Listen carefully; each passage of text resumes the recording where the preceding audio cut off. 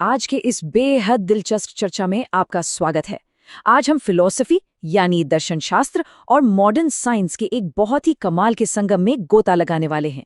हम ये समझने की कोशिश करेंगे कि आखिर हम इंसान एक हायर पावर या सर्वोच्च शक्ति की कल्पना कैसे करते हैं। तो चलिए बिना किसी देरी के सीधे इस रहस्य की परतों को खोलते हैं। अब सबसे पहले एक बहुत ही गहरा सवाल उठता है, क्या हमारे इंसानी दिमाग में बिलीफ या विश्वास पहले से ही प्रोग्राम्ड होता है? मतलब क्या हम बायोलॉजिकली ही कुछ ऐसा सोचने के लिए बने हैं? ये वो सवाल है जो मानव स्वभाव और हमारे अस्तित्व को समझने के लिए आज के हमारे सफर की मजबूत नींव रखने वाला है। इस भारी भरकम टॉपिक को आसानी से डिकोड करने के लिए हमने इसे कुछ तार्किक हिस्सों में बांटा है। सबसे पहले हम कुछ बुनियादी शब्दों को समझेंगे, उसके बाद देखेंगे कि ऐतिहासिक रूप से इंसान ईश्वर के होने का दार्शनिक तर्क कैसे देता आया है, और अंत में साइंस की तरफ मुड़ेंगे कि आखिर हमारा दिमाग इन मान्यताओं के लिए जैविक रूप से कैसे काम करता है। तो चलिए शुरू करते हैं हमारे पहले हिस्से से, बिलीफ और नॉन बिलीफ को समझना। आगे बढ़ने से पहले क्या का जवाब ढूंढते हैं और कुछ ऐसे बेसिक शब्दों का अंतर साफ करते हैं जिन्हें लेकर अक्सर बहुत कन्फ्यूजन होता है। सबसे पहले बात करते हैं एथियस्ट यानी नास्तिक और एग्नोस्टिक यानी अज्ञेयवादी की। एक एथियस्ट का बिल्कुल क्लियर स्टैंड होता है कि किसी भी ईश्वर या दिव्य शक्ति का कोई वजूद नहीं है, लेकिन एग्नोस्टिक अप्रोच थोड़ी अलग है। इनका मानना है कि ये जानना ही नामुमकिन है कि ईश्वर है या नहीं। वैसे ये जो शब्द है ना एग्नोस्टिक, इसे बायोलॉजिस्ट T.H. हक्सले ने गढ़ा था, जिसका सीधा सा मतलब होता है जिसे जाना न जा सके। अब आते हैं एक और दिलचस्प तुलना पर, थीस्ट यानी आस्तिक और डीइस्ट यानी देववादी। थीस्ट वो हैं जो ईश्वर या देवताओं के अस्तित्व में गहरा यकीन रखते हैं, पर डीइस्ट का नजरिया थोड़ा अलग है। वो ये तो मानते हैं कि क्रिएटर ने ब्रह्मांड को बनाया, लेकिन उसके बाद से ये पूरी तरह प्राकृतिक और वैज्ञानिक नियमों पर चल रहा है। इसे अक्सर आइजैक न्यूटन की क्लॉकवर्क यूनिवर्स थ्योरी से जोड़कर देखा जाता है, बिल्कुल एक ऐसी घड़ी की तरह जिसमें बनाने वाले ने चाबी तो भर दी है, लेकिन अब वो अपने आप विज्ञान के नियमों के हिसाब से टिक टिक कर रही है। शब्दों को समझने के बाद अब बढ़ते हैं हमारे दूसरे हिस्से की तरफ, द कॉस्मोलॉजिकल फर्स्ट कॉज। यहाँ हम कैसे पर बात करेंगे। आइए उन क्लासिकल फिलोसॉफिकल तर्कों को देखते हैं जिनका इस्तेमाल इंसान सदियों से ब्रह्मांड के वजूद को सही ठहराने के लिए करता आ रहा है। शुरुआत करते हैं कॉस्मोलॉजिकल आर्ग्यूमेंट से। ये तर्क बेसिकली ये दावा करता है कि इस पूरे ब्रह्मांड के होने के पीछे कोई न कोई ऐसा कारण होना ही चाहिए जिसका खुद कोई कारण ना हो, और इसी कारण रहित अस्तित्व को अक्सर ईश्वर कहा जाता है। प्लेटो और अरस्तु जैसे महान दार्शनिकों के विचारों से निकला ये सिद्धांत इस बात पर टिका है कि कोई भी चीज बस यूं ही शून्य में से पैदा नहीं हो सकती, हर चीज का कोई न कोई सोर्स होना लाजमी है। इस बात को थॉमस एक्विनास की फेमस चेन ऑफ कॉजेशन बहुत ही शानदार तरीके से समझाती है। जरा सोचिए, हर चीज के पीछे एक कारण है। कोई भी चीज अगर गति में है तो उसे किसी और ने गति दी होगी, लेकिन ये कारण और प्रभाव की चेन अनंत तक तो नहीं जा सकती है ना। कहीं ना कहीं कोई तो पहला पॉइंट होगा। तार्किक रूप से अंततः एक फर्स्ट अनमूव्ड मूवर होना ही चाहिए, एक ऐसा शुरुआती बिंदु जिसे किसी और ने गति न दी हो। लेकिन रुकिए, एनलाइटनमेंट या ज्ञानोदय के दौर का संशयवाद यहाँ एक बहुत ही कड़ा सवाल खड़ा कर देता है। दार्शनिक डेविड ह्यूम ने पूछा कि भाई जब एक श्रृंखला का हर हिस्सा अपने से ठीक पहले वाले हिस्से से एक्सप्लेन हो रहा है, तो क्या पूरी की पूरी चेन के लिए एक अल्टीमेट शुरुआत खोजना थोड़ा अतार्किक नहीं है? ह्यूम का तर्क था कि शायद कारणों और प्रभावों की एक अनंत श्रृंखला को वास्तव में किसी एक परम शुरुआत की जरूरत ही न हो। चलिए अपने दार्शनिक सफर को थोड़ा और आगे ले जाते हैं, हमारे तीसरे हिस्से पर, द टेलियोलॉजिकल डिजाइन आर्ग्यूमेंट।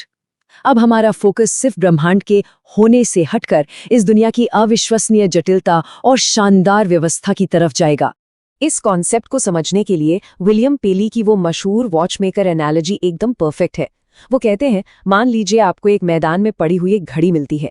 अब उस घड़ी के अंदर के पुर्जे और उसकी जटिलता देखकर आप ये तो नहीं सोचेंगे ना कि ये बस एक इत्तेफाक से बन गई। आप मानेंगे कि इसे किसी घड़ी साज ने बनाया है।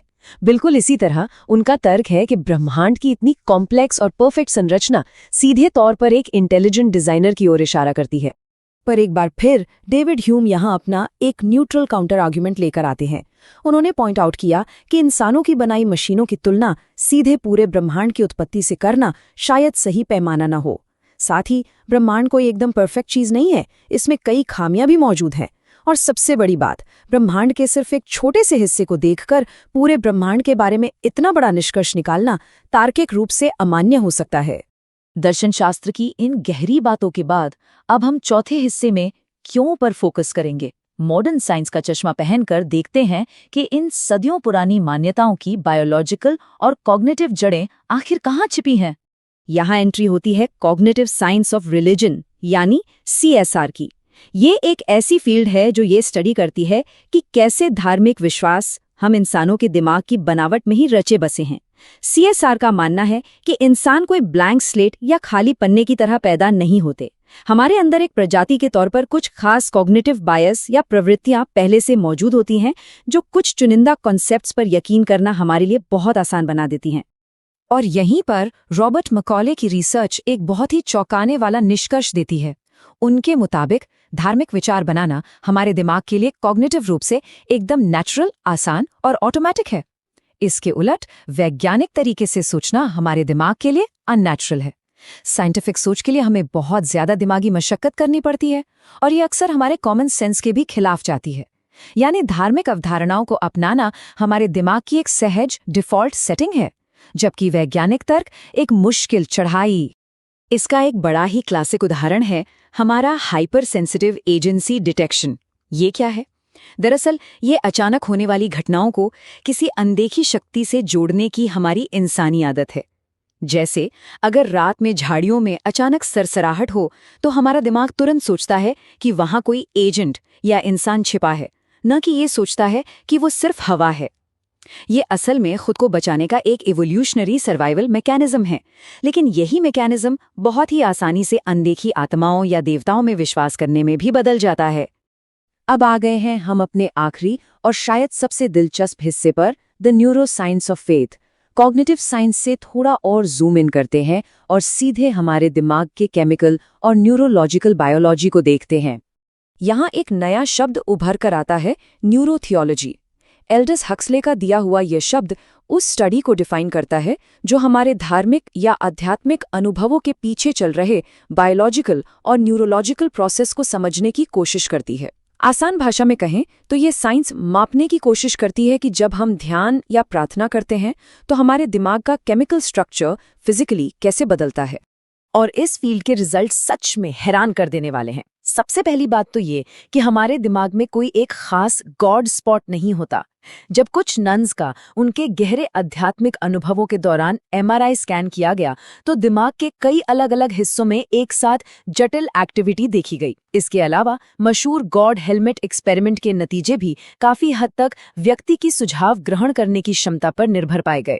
इसका मतलब है कि आध्यात्मिक अनुभव दिमाग के किसी एक हिस्से का नहीं, बल्कि एक बहुत ही जटिल और फैले हुए न्यूरल नेटवर्क का कमाल है। जाने माने neuro scientist Andrew B Newberg एक और कमाल का फैक्ट बताते हैं।